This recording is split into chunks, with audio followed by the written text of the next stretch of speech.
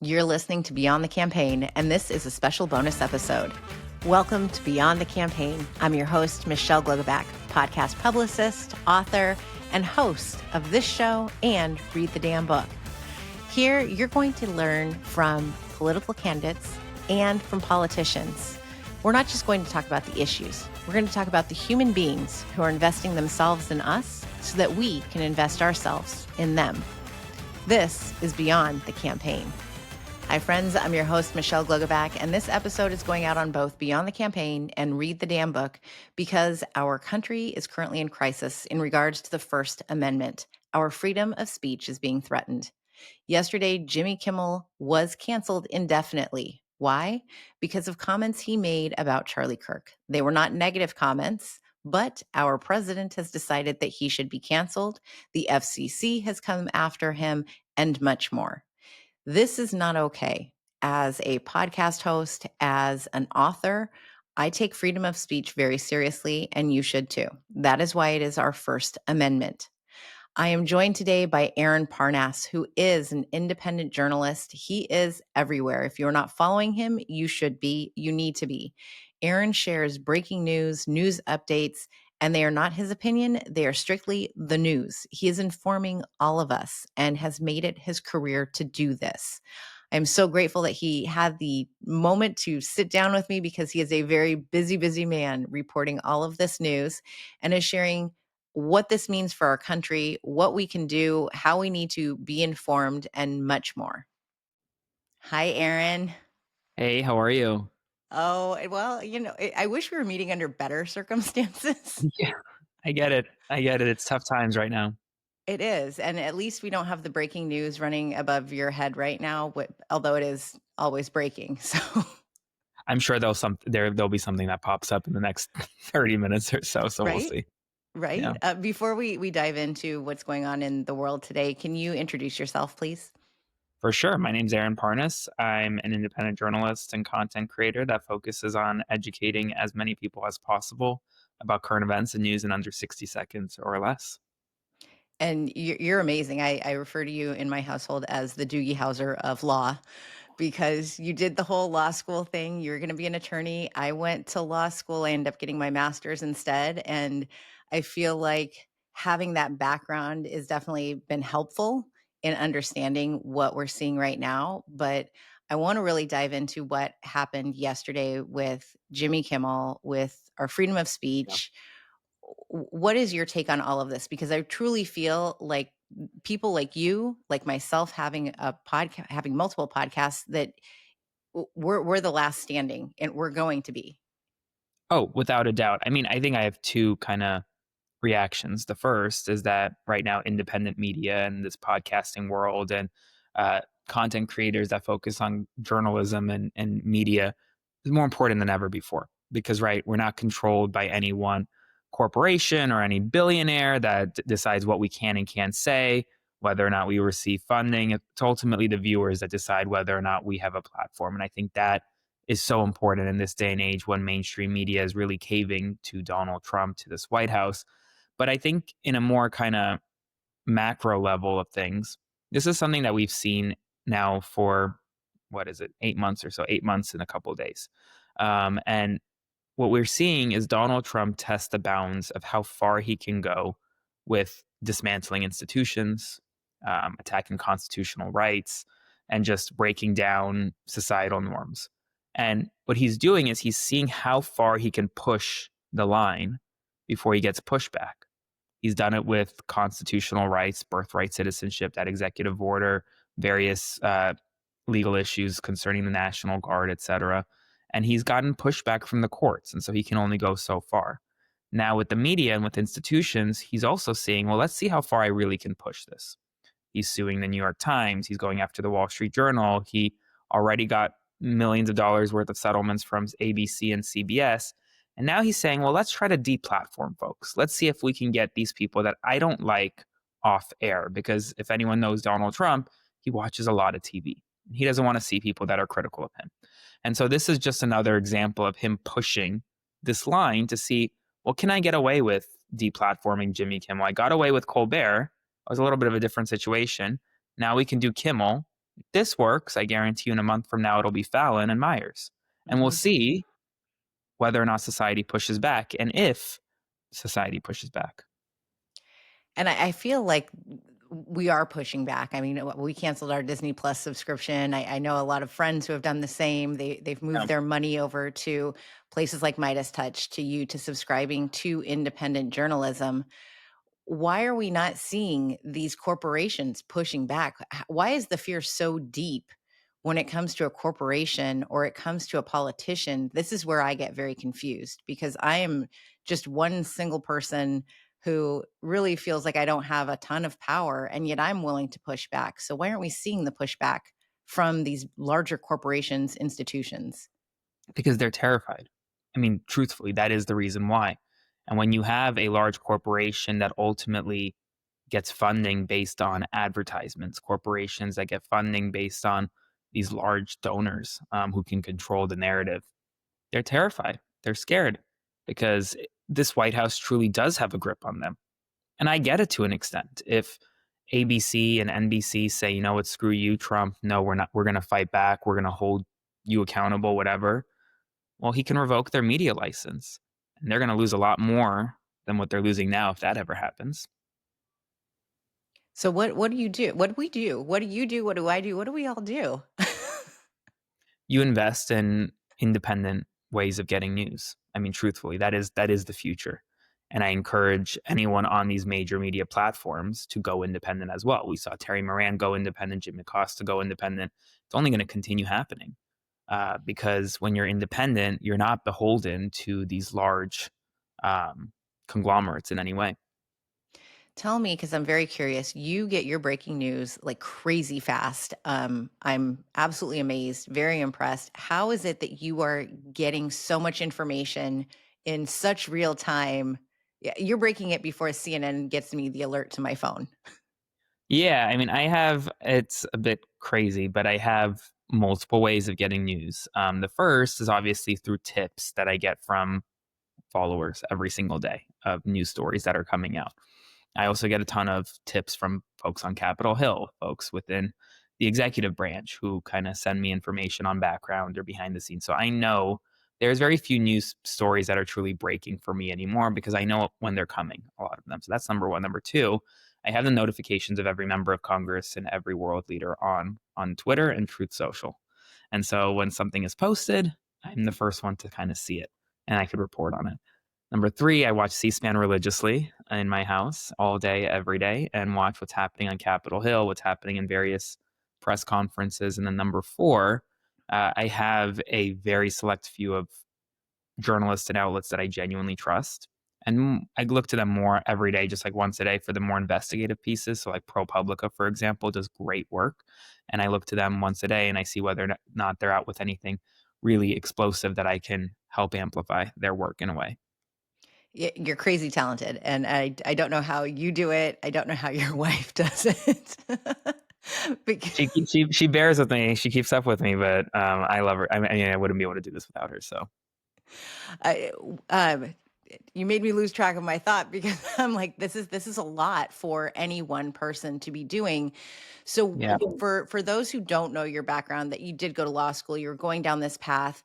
What made you want to pivot to being independent journalist to wanting to be this trusted source? Because this is a huge move, especially once you've invested in law school, but to want to take this career path on. Yeah, I mean, I didn't want to. This was never the plan, right? I wanted to be a lawyer. My dream job, still to this day, is to be a public defender and be in a courtroom every single day. And that is what I plan on doing at some point in my life once I'm able to kind of sustain myself, not on a public defender salary. Um, we need to pay them more. But besides that, I kind of fell into this because when Russia invaded Ukraine in 2022, I had family in Ukraine at the time. And that back then I was about 18 months out of law school and I was watching what was happening on the ground in Ukraine. And then I was comparing it to what I was hearing from cable news here in the States. And I felt like there was a major disconnect between the two. And so I just whipped out my phone and just started sharing what my family on the ground was going through. And within a week, I had 1 million followers who were interested about Ukraine. And I never thought that that was ever possible because who cares about in America? Who cares about what's happening in Eastern Europe? Few people do. I mean, this is not like a major issue, but it was made a major issue because of social media.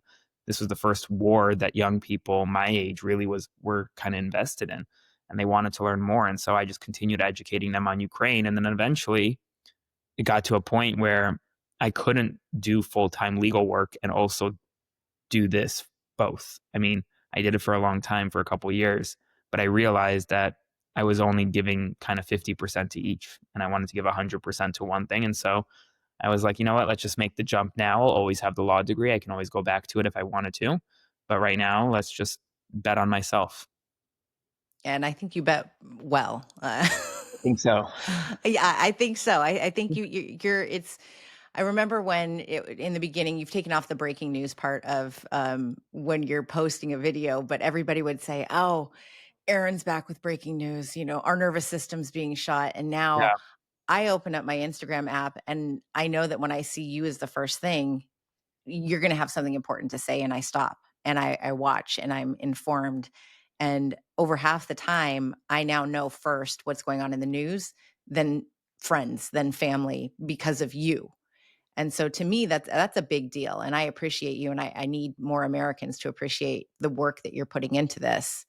And, while we're talking about what you do and appreciating you, especially after last week, we now have people who are getting doxxed and Yeah. threatened.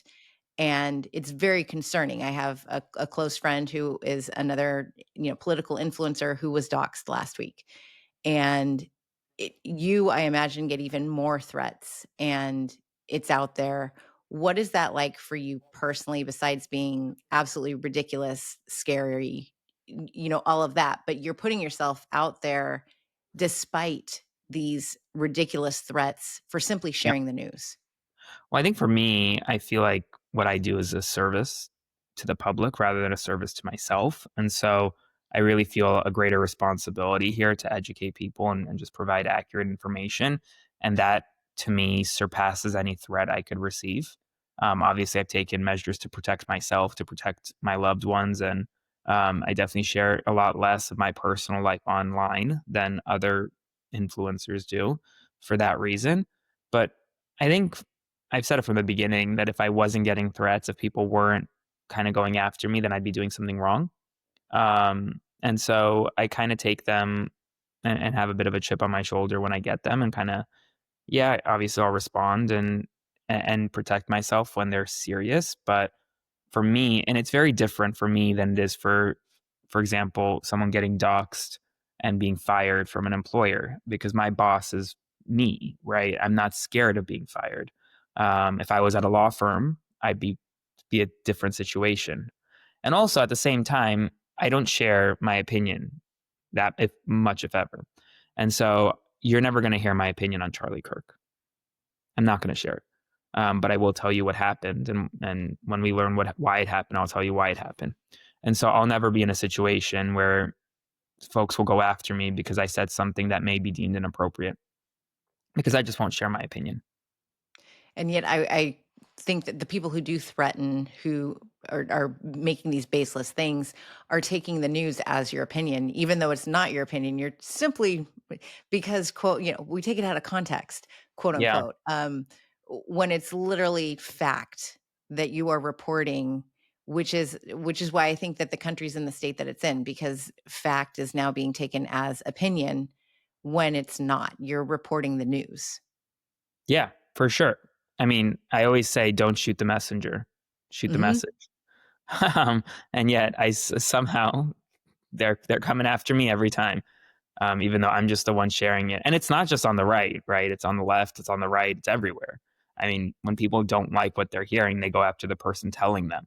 And Right. it's unfortunate, but I think that we need more media literacy in this country, and hopefully we will get there at some point, so that that doesn't continue happening. I wish that more Americans would be concerned about America. And I think that, when we look at Stephen Colbert's speech, when I think back to Cory Booker's speech of, you know, if you really love this country, then this should be breaking you apart right now. It Otherwise, should. you don't really love the country. 100%. 100%. And it's funny. I think that like there's so many people concerned about cancel culture, and they're the ones now canceling everyone. So many people Hmm. concerned about free speech, and then they're the ones limiting it. And so everything that, in a way, everything Donald Trump ran on, it's kind of being the opposite is being thrown at us right now, and it's pretty interesting.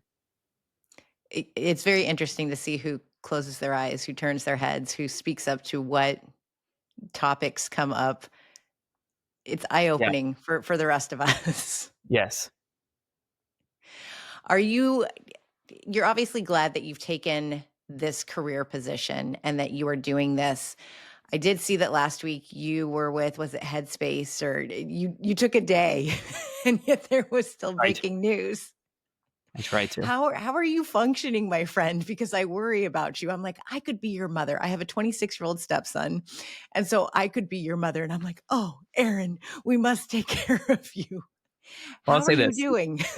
A lot of people ask me that question. I love what I do. And when you love what you do, it doesn't feel like you're doing work. And so, am I exhausted? Yes. Am I burnt out? Every day. But I love it. And that's why I do it. And at the same time, for me, I'm 26 years old too. I still have a lot of energy, even though I wake up with a backache and I feel like I'm getting old. But It gets worse, friend. I'm sure. For me, I over the past what was it been 8 years, I've been through law school where you don't sleep and you work 24/7 to try to be the best. Then I go into a law firm environment where it's exactly that, where you're working even more than you are in law school. And so I've been working 100-hour weeks for 8 years now. It is normal for me. I'm kind of, my body's been equipped to that. And so now I think the most important thing, I get my 8 to 9 hours of sleep every night, no matter what. Um, and I have an hour and a half where I go to the gym every single day, no matter what. But other than that, I'm always on the clock, and it's okay because I love it and I'm used to it. So, and I also, like, everyone asks me, like, do you have work-life balance? No. And that's okay. To me, work-life balance doesn't exist if you want to be the best in what you're doing. It doesn't exist. I believe that that's bullshit, and Yeah. it's really being present in the moment that you're in, and that's where the Correct. balance come from. And obviously, you found time to date and get married, so you found some balance in there for I did. love and career. Correct. I applaud you. Thanks. And now you are a 26-year-old white male, so we have Yes. this audience that we need to be concerned about right now more than ever. And you've done a fantastic job, whether that's you personally or your family has influenced you to really pay attention to the news, to Yeah. not be this generation that is falling for. And I'm going to say falling for because if you just listen, then you know that what you're listening to is wrong. How do we help your generation, your gender, your age bracket in order to do better, to listen to people like yourselves so that Hmm. we grow because we're going backwards in a whole lot of ways. And so I feel like talking to you, this is who we need to talk to. Well, I said from the beginning that one of the reasons I do this work, and one of the biggest problems in American society today, is the fact that civics isn't taught in every school around the country in all 50 states. And I firmly believe we grow up being in school more than we're at home. We learn more in school than we do with our own parents at home. And so when you have that type of society, you have to teach students media literacy, ethics, civics, and that should be part of every curriculum. Now, we're not going to get there anytime soon because it's politics, but in the short term, I think you need to make it cool again to like politics and cool again to like the news. I think that we need to stop with the cancel culture on all sides. If you don't check every box of one party or the other, it's okay. And I think that really, especially for young white guys who I've been around and who I spoke to leading up to the November election, I knew they were going to vote for Trump, and it wasn't even a surprising thing to me because it really felt like they felt as though they didn't fit in with the Democratic Party, because if they didn't check every box with the party, then they couldn't be a part of the party. And I think that is a problem. And it's not just on the left, it's also on the right. But this idea of purity test, this idea of checking every box, that's what loses elections. And that's what gets people tired of being involved in politics. They should get involved because they want to get involved. And it shouldn't matter who they are or really what they believe in. Everyone, it really is we should really build a big tent in this kind of system. And so far, we just haven't done a good enough job. And I think that goes across the board, not just for young men, but for every Yeah. adult, because it's everyone who puts their head down and says, I'm not political. I don't want to talk politics when everything in our lives is political. It's all affected. Everyone needs to be talking about this. And I would say that's the one good thing that is coming out of all of this mess, this craziness, this disgustingness, is that people are becoming more political. Their eyes are opening, they're consuming the news, but they're also getting active. Would you say Yeah, that you're seeing more people getting active and paying attention? I would 100%. But it's actually like, I wouldn't even say it's more people. Unfortunately, I think that the divide between the people who are hyperactive and people who are not active at all is growing wider. So I think if you had, like, how there are polls where it says, for favorability, highly approve, neutral, disapprove, highly disapprove. And I think in the same respect here, hyperactive, active, doesn't really care, not active, very inactive. The hyperactive and the very inactive are growing. Those Mm. spaces are growing, but everyone else in between isn't. And so what you're facing is a situation where either people are so tired and disenchanted where they don't think about it at all and don't want to think about it, or they're so scared and they want to be so invested in what's happening that this is their entire life. And unfortunately, we're getting more polarized in that respect rather than kind of just everyone being interested or trying to be aware. Do you have any ideas on how we make them more interested? I'm just curious, since you're posting every day, multiple times a day, what do we do to get people more interested? Yeah, I mean, no, I don't have any ideas. And I say that truthfully and honestly, I don't. And if I did, I'd run for office to try to change that. But I'm not running for office right now. I think for Right me, now, there's your breaking news right there, everybody. right. Yeah, who knows? But no, I think that for me, I see my role as kind of uh, one small cog in a much larger wheel. My job is to educate people on the news. My job isn't to get people more active politically or dissuade people from doing that. It's not my job. That's someone else's job. I try to be really good at what I'm doing and not try to touch other facets of that bigger wheel. And let's talk about for a minute how people can help you, because we've tackled corporations, institutions, and how it's the money grubbing and that's what they're scared of. But as an independent journalist, you depend on all of us. I do. I do. Um, yeah, I mean, the best way you can help me is go and subscribe to my Substack. Truly, that is where I'm building. I'm expanding the team. I'm doing some very exciting and fun projects, even in the next week or so, that I'm going to be announcing soon. And so that's the best way to help me for sure.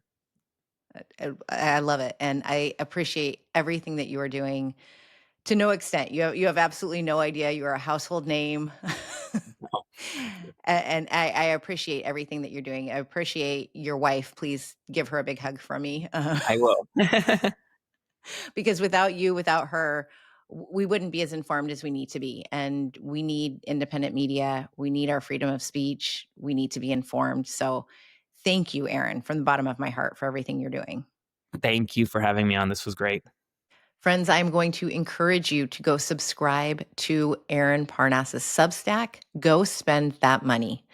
You can revoke the money on your subscriptions for other outlets, which are canceling and taking away freedom of speech, and put it to good use by subscribing to Aaron's Substack.